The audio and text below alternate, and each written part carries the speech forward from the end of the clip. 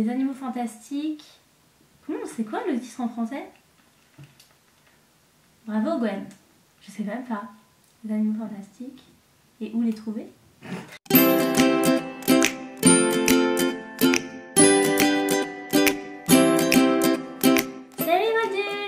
Vous allez bien. Si vous me suivez sur Instagram, vous savez que je suis allée pour la 5e fois au studio Harry Potter de Londres il y a quelques semaines. Toujours sur Instagram, je vous ai demandé si ça vous intéresserait que je vous fasse un petit haul de tout ce que j'ai acheté à Londres, donc pas seulement au studio mais aussi dans tous les lieux Harry Potter qu'il peut y avoir à Londres, et vous m'avez répondu oui.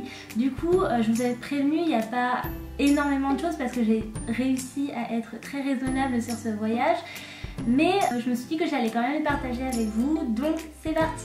Alors on est arrivé à Londres vendredi soir et les studios on les avait à 18 h le lendemain. Du coup on a pu aller faire un petit tour dans Londres et découvrir toutes les choses Harry Potter qu'il peut y avoir. À Londres il y a énormément de choses sur Harry Potter et il y a notamment une petite boutique qui s'appelle The House of Minalima. C'est un endroit où les Potterheads adorent aller parce que c'est à la fois une exposition et à la fois une petite boutique avec des petits bijoux, mais franchement j'étais aux anges là-bas. La boutique c'était vraiment super mignon, je vais vous mettre des photos. Il y avait plusieurs étages sur lesquels on retrouvait des tableaux d'inspiration Harry Potter, des objets magiques qu'on peut retrouver dans les films.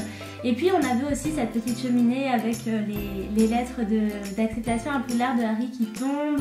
Il y avait le sol en carte du maraudeur, il y avait énormément de choses, il y avait plein de gazettes du sorcier. Franchement c'était vraiment magique, c'est un endroit superbe, je vous conseille vraiment si vous avez la chance d'aller à Londres et que vous êtes Potterhead. En plus des studios, c'est quelque chose qui est vraiment différent et qui en même temps vous apporte aussi un petit peu de magie en plein cœur de Londres et franchement je vous conseille trop d'y aller.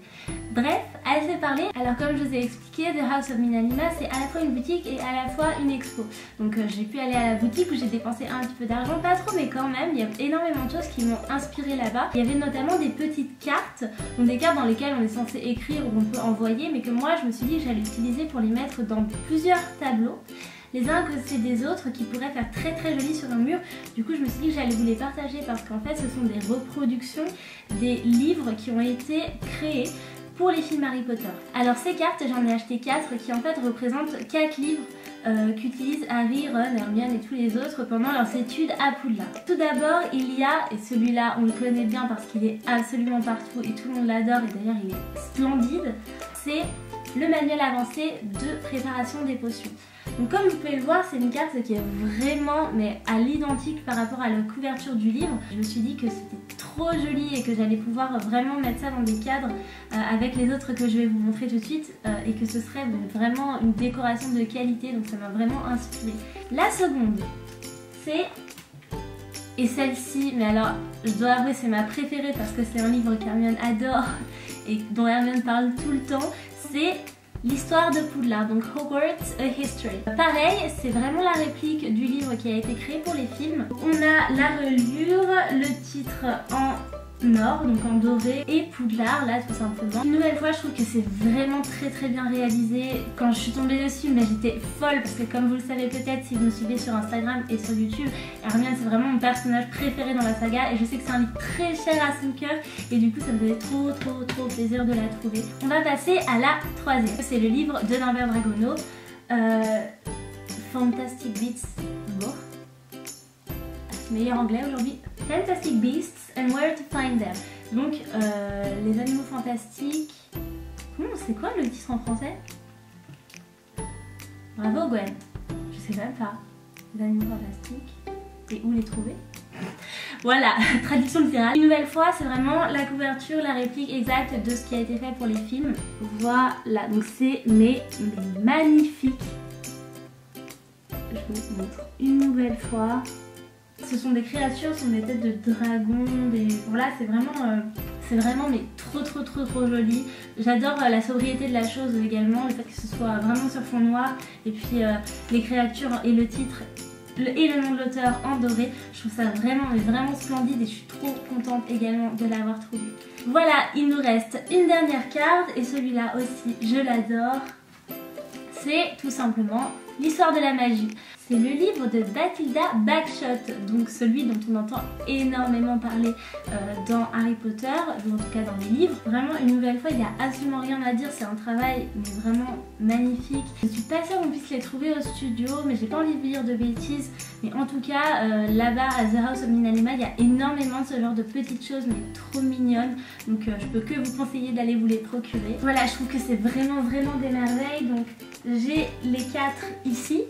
Et en fait, ce que j'ai l'intention de faire avec, c'est de trouver des cadres de la même taille pour chacune, de les mettre dans les cadres et d'exposer les cadres dans ma chambre à côté. C'est vrai que j'ai des goodies dans ma chambre, j'ai des produits dérivés, mais j'ai pas beaucoup de posters et tout ça parce que c'est pas vraiment mon truc. J'aime plutôt mettre les choses dans les cadres. Je suis un petit peu une serre d'aigle, comme vous pouvez encore le constater, mais j'aime bien que tout est assez propre et clean.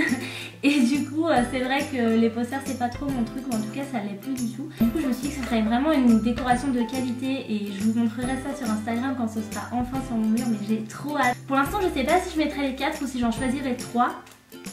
Mais en fait, j'ai été confrontée déjà à ce problème dans The House of Minalima, c'est que je me suis dit que 3 ce serait mieux. Mais j'ai été incapable de choisir lequel je laissais là-bas. Du coup, j'ai quand même pris les 4 parce qu'ils sont vraiment beaux.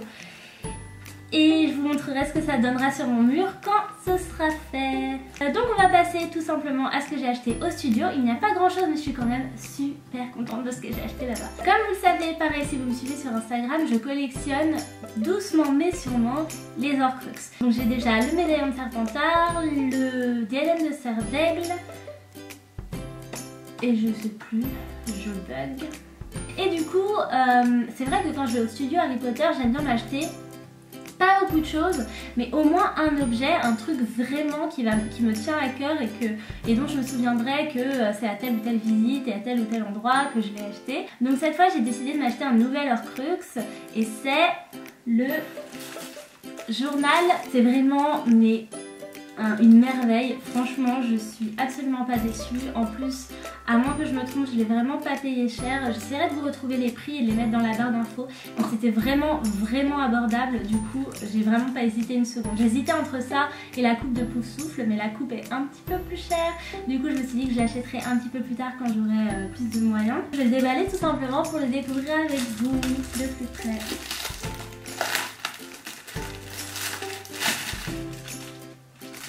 Alors c'est vraiment un cuir magnifique, genre j'adore, il est vraiment trop beau. Alors on a les coins des couvertures qui sont, c'est du fer, ouais, j'ai l'impression, en tout cas ça y ressemble. Donc avec un petit effet vieux, donc c'est d'autant mieux. On a du coup, oh ça pue pardon, j'aime pas l'odeur du cuir. Ouf. On a évidemment l'inscription Tom Marvolo Riddle, donc Tom Jedusor derrière le journal. Les pages sont aussi blanches que celles du journal d'Harry Potter et la Chambre de Secret. Franchement c'est une réplique mais magnifique, je suis trop contente. Je sais que le journal de Jedusor se vend d'une autre manière. On peut également l'avoir avec le crochet de basilic dedans. Mais c'est vrai que je voulais un petit peu, je préférais avoir les Horcruxes d'origine entre guillemets, pas cassé quoi. et du coup je préférais celui-là. Après rien ne dit qu'un jour je craque pour l'autre, mais il fait vraiment pas partie, en tout cas pas pour l'instant, de ma wishlist Harry Potter, et celui-là en faisait partie et je suis trop contente de l'avoir acheté. Ah là là, je sais pas où je vais le mettre mais franchement c'est une merveille. Voilà, donc c'était, il me semble, aux alentours de 40 livres, donc une 50aine d'euros. Franchement, voilà, c'est quand même une certaine somme à mettre, mais moi je trouve que ça va, enfin, pour un objet de cette qualité, en cuir et tout ça, enfin, il est vraiment magnifique, je vous conseille trop, il est trop beau. Voilà, donc il me reste une petite chose à vous montrer. Et cette chose c'est vraiment pas genre un truc de malade, hein, c'est simplement une petite boîte de dragées surprise de Bertie Crochu. Alors voilà, en fait, pour tout vous dire, ça fait 5 fois que je vais au studio et j'avais jamais acheté de bonbons là-bas. Ni les dragées surprises, ni les choco grenouilles, ni les fizzy machin là. En fait, j'ai jamais acheté de bonbons là-bas parce que je trouve vraiment que ça coûte une fortune, mais c'est horrible en fait. Enfin, donc ça, pour tout vous dire, il n'y a pas le prix là-dessus. mais il me semble que c'était 8,90 livres, donc ça fait quand même plus d'une dizaine d'euros pour une boîte de bonbons. Franchement, je trouve que c'est hors de prix, les choco-grenouilles sont au même prix. Franchement, je trouve que genre c'est scandaleux. Enfin, et c'est pour ça que du coup je les avais jamais achetés. Mais c'est vrai que depuis que je fais Instagram, je ressens de plus en plus le besoin d'avoir des petites choses comme celle-ci pour faire de la décoration.